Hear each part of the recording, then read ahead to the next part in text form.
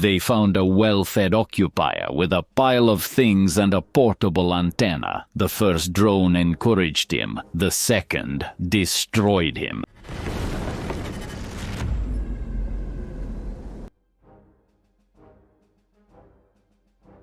Fuel exports through the seaport of Tuapse have been suspended following an attack by Ukrainian drones.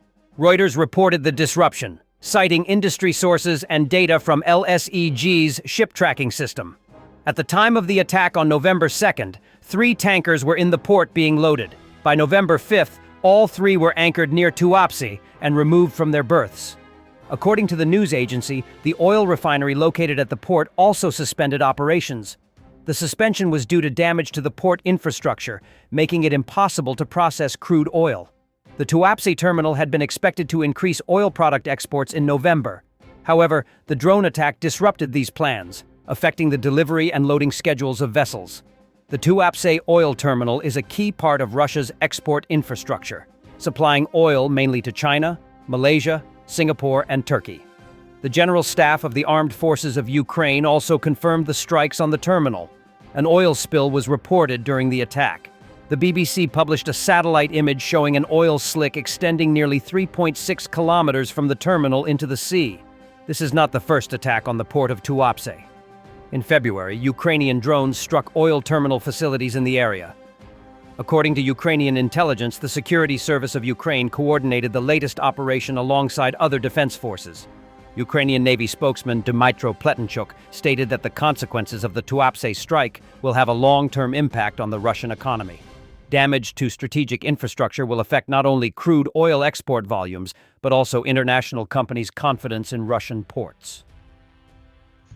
Destruction of a Russian group in the northern part of Pokrovsk, operated by drone pilots of the 425th Separate Assault Regiment Skala. We have translated a great Ukrainian narration on this video. They found a well-fed occupier with a pile of things and a portable antenna. The first drone encouraged him, the second destroyed him. It turned into roasted seeds with a hint of smoked muscovite. Another one just crawled out of the burrow, was detected and destroyed. Footage from Pokrovsk. Planned sweep. 2 occupiers enter the house. FPV takes down the walls. Nearby, 2 more were discovered. After the first hit, the blast wave opened the doors, and then we see them being closed from the inside, meaning they burned there. A nuclear drone arrives and buries them under the rubble.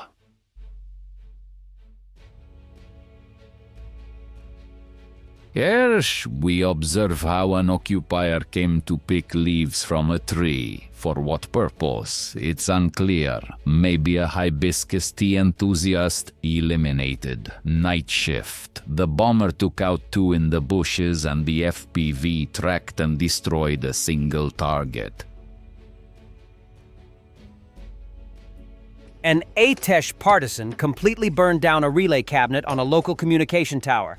This paralyzed military communications and the transmission of operational data in the Kursk region, which is a key border area. Atesh partisans use hit-and-run tactics. Small, mobile teams and drones to strike logistics hubs, supply lines, and isolated positions, then vanish into local terrain. They rely on local intelligence, stealth, and timing to avoid heavy Russian response. Operators of the 429th Separate Achilles Drone Regiment struck 4 Russian self-propelled howitzers, a Chinese Type 63 MLRS, and a Strela-10 air defense system. The 429th Separate Achilles Drone Regiment is a Ukrainian special unit specializing in reconnaissance and precision strikes using unmanned aerial systems. Equipped with a mix of FPV attack drones and larger tactical drones, the regiment operates close to front lines, identifying enemy positions, artillery, and supply hubs. Its teams often coordinate with artillery and special forces, providing real-time targeting data for rapid strikes. The unit is known for high mobility, stealth, and rapid redeployment, making it a key asset in disrupting Russian operations and inflicting maximum damage while minimizing exposure. In essence, the special military operation is genocide against our own people. Mikhail Spiridonov, a participant in the special operation and a resident of the village of Yadrikino in the Transbaikal region. Upon returning home, he discovered that almost no one remained in his village. Of the 3 mobilized fellow villagers, one was killed and another returned with severe injuries.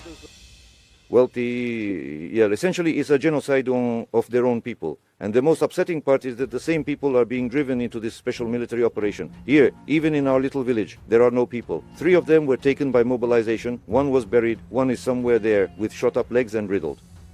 And it's the same in all those villages. Here they shout to us, but they are heroes. But they are, and the fathers and mothers of these heroes were simply sold out. What did they leave us? They left us a cemetery. That's all our living space.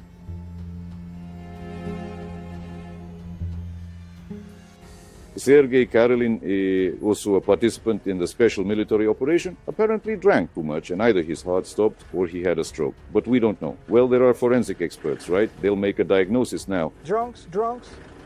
Well, what exactly? Heart or what? In short, he has ethanol poisoning, he's sleeping. They're getting shot there in the special military operation. Spotters photographed a B-52 bomber carrying a cruise missile over California. The missile resembles renders of the new, stealthy AGM-181A long-range standoff LRSO missile for the U.S. Air Force. The aviationist reported the sighting. Aerial photographer Ian Recchio took the photo. Close-ups show an inverted T-shaped tail with 3 surfaces, folding wings under the fuselage, and wedge-shaped nose and tail sections, features that match official images of the LRSO missile. The aircraft was recorded during a flight over Owens Valley, California. According to U.S. Air Force plans, the AGM-181A LRSO is intended to replace the aging stock of nuclear-armed ALCM missiles, version B. The ALCM has been in service with the Air Force since the 1980s as part of the nuclear triad and the U.S. nuclear deterrent. Raytheon is developing the new LRSO missile, and key technical details remain classified. Official images are deliberately generalized. The missile will be integrated with B-52 and B-21 Raider bombers. Its warhead is a modernized W-80-4. The timeline for operational readiness is closely tied to the missile's development schedule. Ahead of a planned production decision in fiscal year 2027, testing activity has increased, as evidenced by the recent appearance of a B-52 carrying the missile. In Sudan, anti-government forces shot down an Il-76 military transport aircraft near the city of Babanus. Defense Blog reported on this. According to the report, the incident occurred on November 4th. The Rapid Support Forces, RSF, shot down the aircraft. It is reported that all personnel on board were killed. Videos released by the anti-government forces on social media show the wreckage of a large white transport aircraft with distinctive design features, including the tail section visible in the footage. The Sudanese Air Force used this Il-76 to move troops, equipment, and supplies between military bases.